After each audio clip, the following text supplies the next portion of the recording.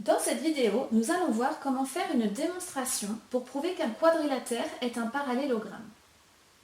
Dans ce premier cas, voici la situation de départ. Une démonstration est composée de trois parties: données, propriétés, conclusion. On commence par écrire les mots en rouge pour chaque partie. Les données sont constituées de ce qu'on sait dans l'énoncé. On va donc écrire « on sait que ». Les propriétés de la leçon s'écrivent souvent sous la forme « si quelque chose, alors quelque chose ». La conclusion, comme une conclusion en français, commence par « donc ». Attention, une démonstration doit bien se rédiger dans ce sens: données, propriétés, conclusion. Mais pour faire la démonstration, notre raisonnement va nous permettre de trouver en premier la conclusion,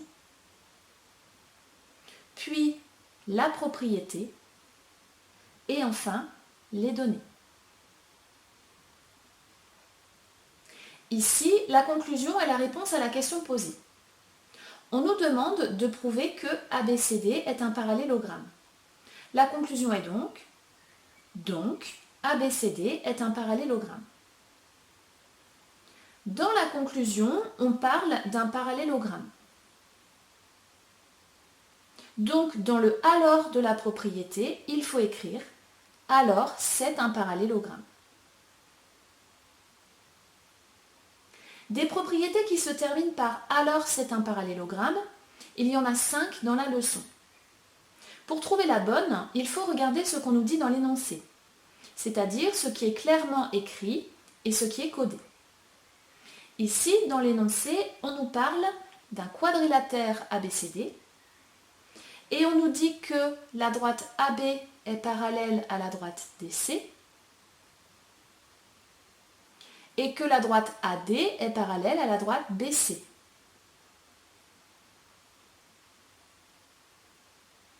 On a donc un quadrilatère qui a ses côtés opposés parallèles. La propriété de la leçon qu'il faut utiliser est donc: si un quadrilatère a ses côtés opposés parallèles, alors c'est un parallélogramme. Il reste à compléter les données.